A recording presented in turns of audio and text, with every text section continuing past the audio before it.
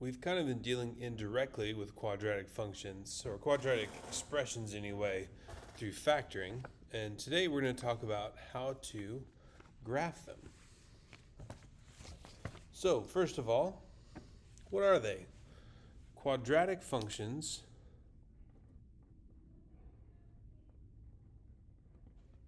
are nonlinear, meaning they cannot form a straight line, and they can be written in the form f of x equals ax squared plus bx plus c, where a cannot equal 0. This is called the standard form of a quadratic function.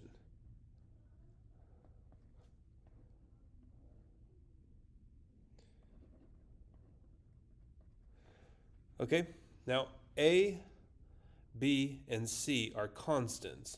Just like we've talked about y equals mx plus b. Now I know m is specifically the slope and b is specifically the y-intercept, but they're also numbers. M is a coefficient, b is a constant, whereas x and y are variables. We have something similar going on here. F of x, which is the same thing as y, and x are variables.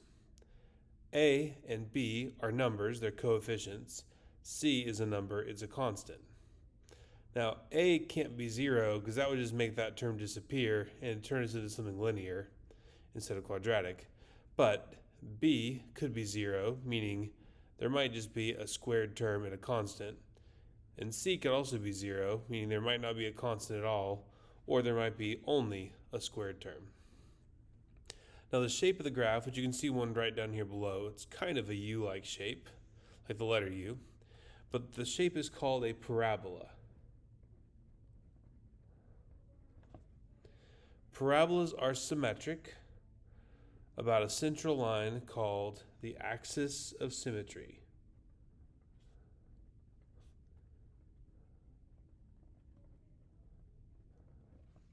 So I'm going to give you a second to write that down and make sure the blanks filled in.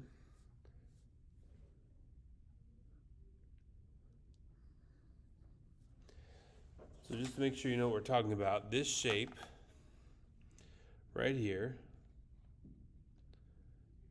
is a parabola, and what I just described is the dotted line, because if you think about it, it's almost like this dotted line is a mirror.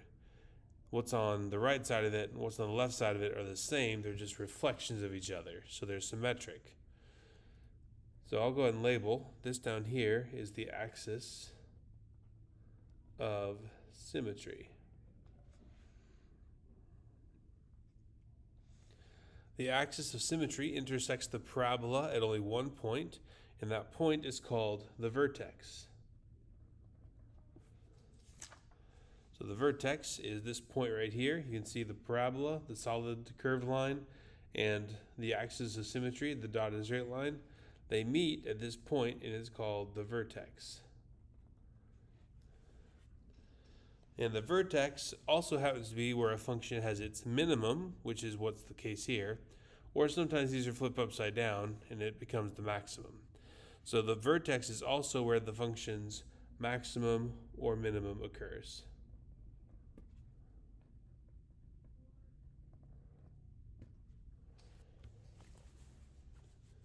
So let's go ahead and label the other things I have marked here. So the axis of symmetry is basically the center of the graph. It meets the graph at the vertex. Then we also have things we've talked about before. In this particular function, -3 and -1 are where the graph hits the x-axis. So we would call those x-intercepts, or they could also be called zeros.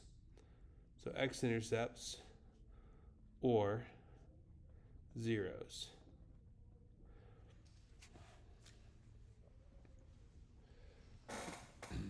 Now this up here, the +3, that's where it hits the y-axis, so that's the y-intercept.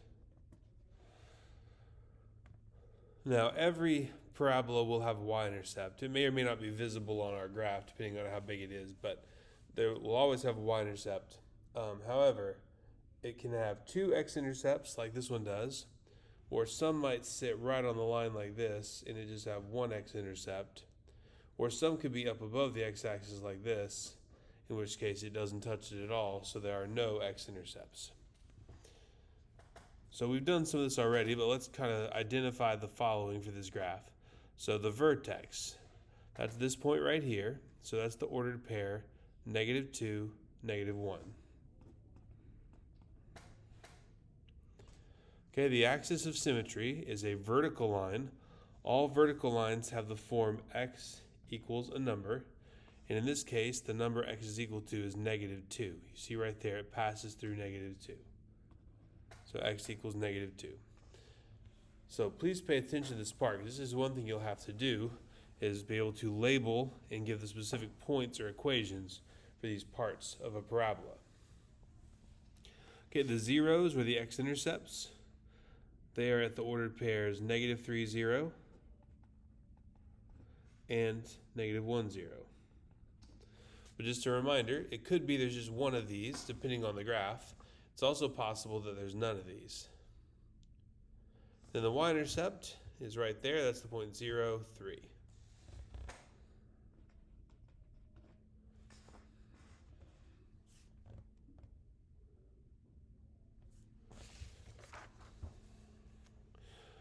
Now, another way you can find the y-intercept, or the zeros, is from the equation. So we just looked at how you find them from the graph, but you can also find them from its equation. So the y-intercept is always the c. And you might say, what are you talking about with c? Well, go back to the standard form. ax squared plus bx plus c. So that c, that constant, is always where the y-intercept is going to happen. So that makes this pretty quick. So look right here, we just look for the constant in the equation. The constant is right there, it's a -4. So the y-intercept is -4, which means it'd be the ordered pair 0, -4. Because you think about the x and y axis, you'd have to go down 1, 2, 3, 4. So that's where it would cross and have the y-intercept at 0, -4. Okay, now for this one, we're looking for the constant. It's not the last number this time, but that's okay. We don't have to look for what's last. We look for the number that has no variable with it, and that's the 7. So this one would have a y-intercept at 0, 7. And as I mentioned on the front, the vertex might be the quadratic function's maximum or minimum. It can be either one because sometimes a parabola is facing upward, sometimes it's facing downward. So if you see the graph, it should make it pretty easy to know if the graph has a max or a min. I think just knowing, like, this shape has a minimum, it's got a bottom, it's like it's a valley. This has a top, it's like it's a mountain, that's the peak.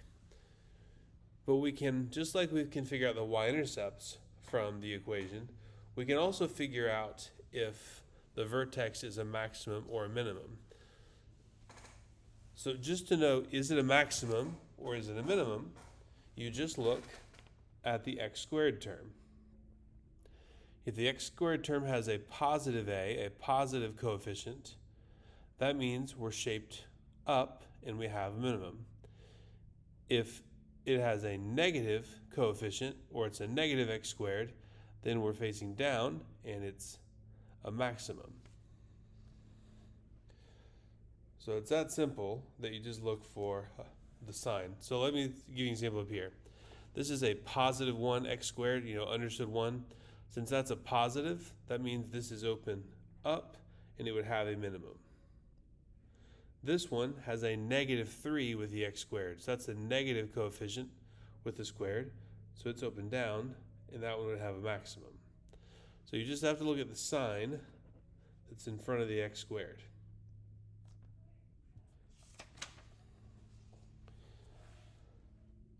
Now, not only can we find out if it has a maximum or a minimum, we can also find out what x value is the maximum or the minimum. Okay, so on these last 4 questions, that's the 2 things we're going to do. Say, does this have a maximum or a minimum? And then we're going to find the x value where that occurs. Oh, and sorry, this formula, which if I remember right, I'm not going to make you memorize this. I may not label it as here's where the max is, but I'll give you this x equals -b over 2a. So I'll explain it on this one. So this has a negative with the x squared. That means it's shaped like this, it's open downward, so this one would have a maximum. Now to find out the x value for that point where the maximum is, I do negative b. b is the coefficient in front of x, so I put a negative in front of this 2 over 2 times a. Now a is the coefficient in front of x squared, so that's a negative 2. I get negative 2 over negative 4, and that can be reduced to 1 over 2, because we can divide both top and bottom by negative 2. Okay, this next one, we're looking for the x squared. That's positive, so it's facing upwards, so that has a minimum. X is negative b, so negative 6, over 2a, so 2 times 3. Because b is the number in front of the x, a is the number in front of the x squared. Now, when you negative and negative, they just cancel out, so that becomes a positive 6. 2 times 3 is 6. So this will have a minimum at x equals 1. This one has a positive number in front of x squared, so it's also going to have a minimum because it's facing upwards, so it has a minimum. Now be careful, they put things in different orders sometimes, but we still do negative b. b is the number in front of x, so a negative 7 over 2 times a. a is the number in front of x squared. So the two negatives cancel, leaving a 7. 2 times 4 is 8. So this one has a minimum at x equals 7/8. Last one, we have a negative in front of the x squared, so that's a maximum, because this one's open downward, so it has a maximum. And we do negative b, which is 8, so negative 8, over 2 times negative 1. So we get negative 8 over negative 2, which equals positive 4.